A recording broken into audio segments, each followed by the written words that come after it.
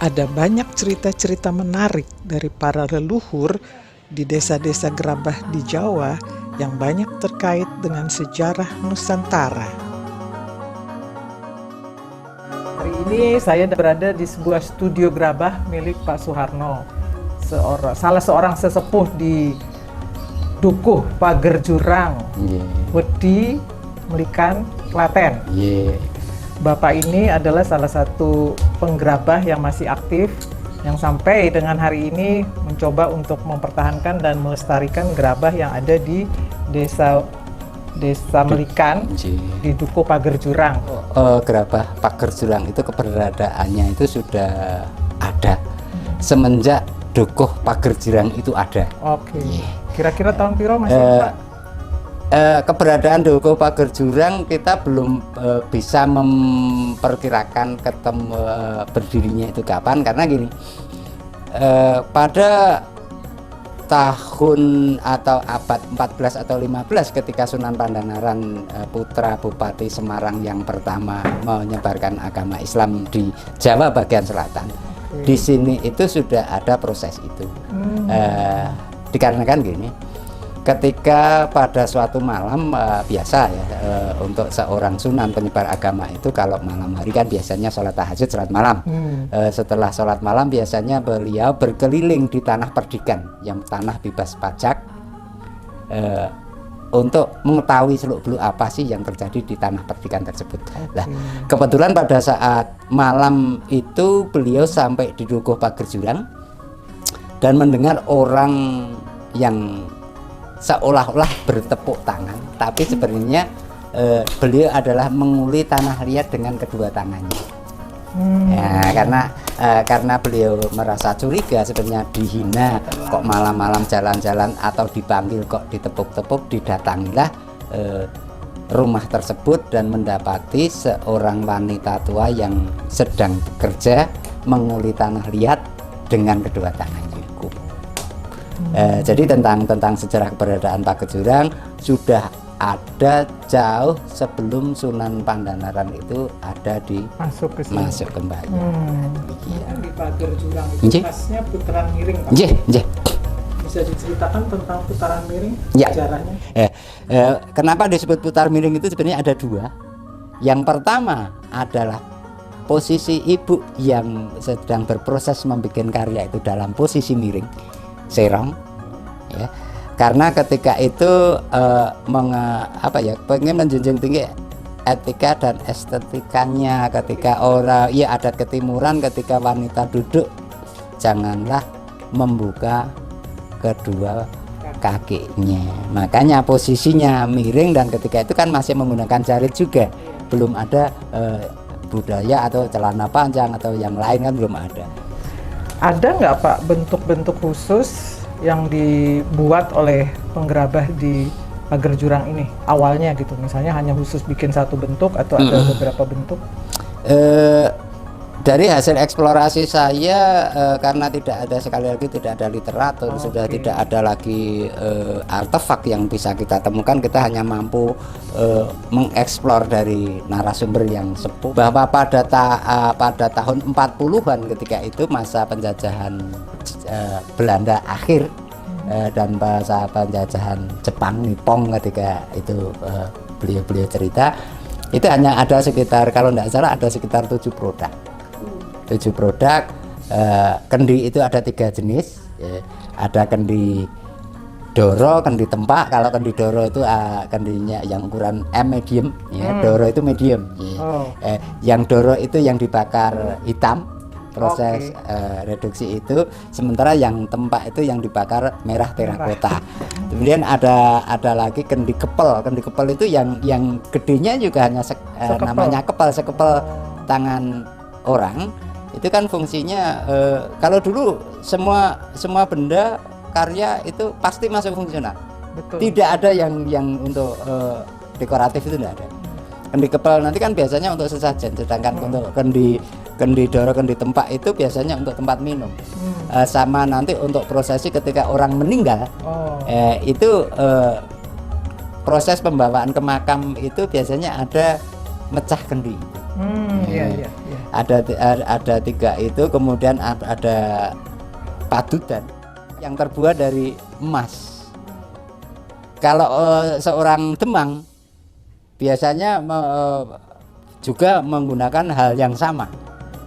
Tapi untuk orang-orang yang awam, orang-orang kampung, karena dulu itu ada budaya nyandu, nyeret, itu dengan padutan tadi. Jadi padutan itu adalah perpaduan antara karya putar miring dengan istilahnya ranting bambu apus yang panjang itu dimasukkan ke karya putar miring itu, jadi seolah-olah nanti itu menjadi semacam pipanya orang melarat itu kan dulu seperti itu. Itu adalah salah satu produk yang sekarang sudah hilang sama sekali dan perlu nanti kita repro juga. Kemudian ada rician, ada paponan, yang semua nanti terkait dengan upacara adat yang biasa ada di wilayah perkampungan.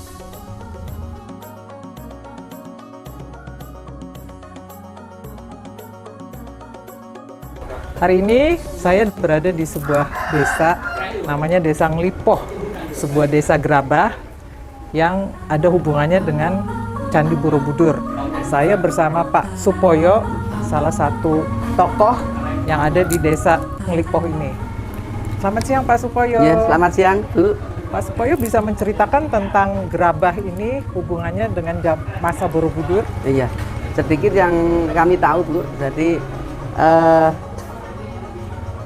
Dusun Nglipoh itu kan diawali namanya, katanya itu bahasa Sanskerta. Jadi kli itu kali, poh itu tempat.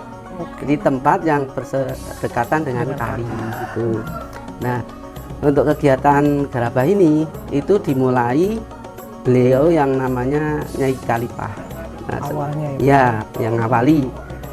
Tadinya itu dusun ini ada di seberang kali yang sekarang ada di sebelah barat. Ada sosok ibu-ibu di situ yang kita tuakan atau mungkin sebagai pengawal dari pembikinan gerabah, itu namanya Simbah Nyai Kalipah.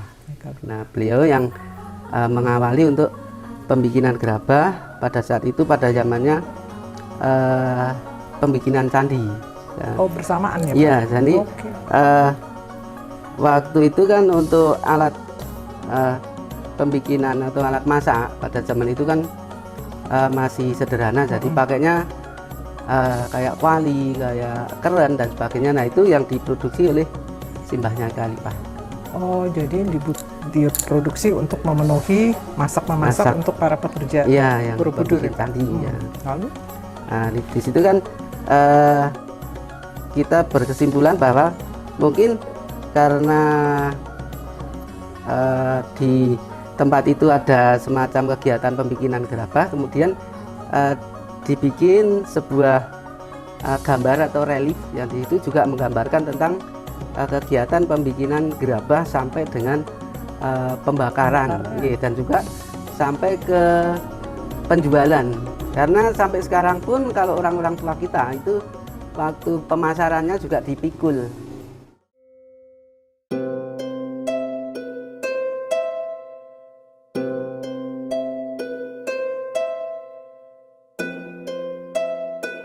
Hari ini saya sudah berada di kawasan Candi Borobudur bersama Mas Hari, salah seorang arkeolog dari Candi Borobudur.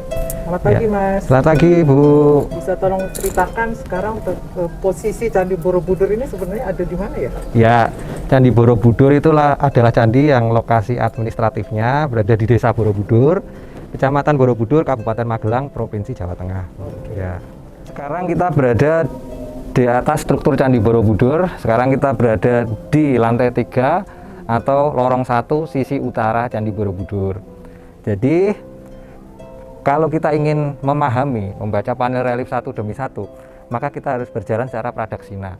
Pradaksina itu adalah berjalan mengelilingi candi, membaca manuskrip yang terbaratkan pada dinding atau pagar langkan candi tapi searah jarum jam. Dan posisi candi berada di sebelah kanan kita. Itu namanya pradaksina.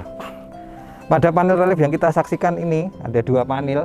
Dua panel ini banyak dihubungkan atau banyak diinterpretasikan sebagai relief yang berhubungan dengan pembuatan gerabah atau tembikar pada masa lalu.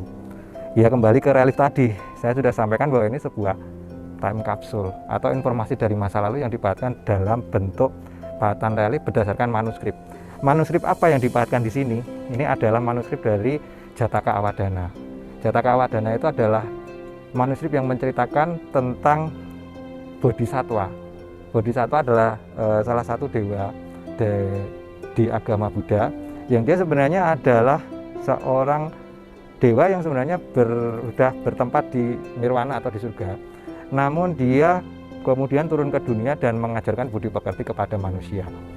Jadi secara konsepnya atau dari intisari dari cerita Jataka Awadana itu seperti itu. Bisa mengambil bentuk manusia, bisa mengambil bentuk binatang. Makanya tidak jarang kita menjumpai binatang pada relief Candi Borobudur. Ini kita berada, belakang saya ini adalah pagar langkan ya. Pagar langkan itu adalah pagar yang memagari dari lorong candi itu, di mana kita berjalan di atasnya dan mempelajari relief itu. Relief ini adalah relief yang pertama berkaitan dengan aktivitas pembuatan tembikar. Ya, di sini kita digambarkan beberapa aktivitas manusia ya yang berada pada posisi berdiri ya. Ini adalah aktivitas seorang atau dua orang laki-laki yang sedang memperdagangkan tembikar dengan cara dipikul dengan menggunakan tali atau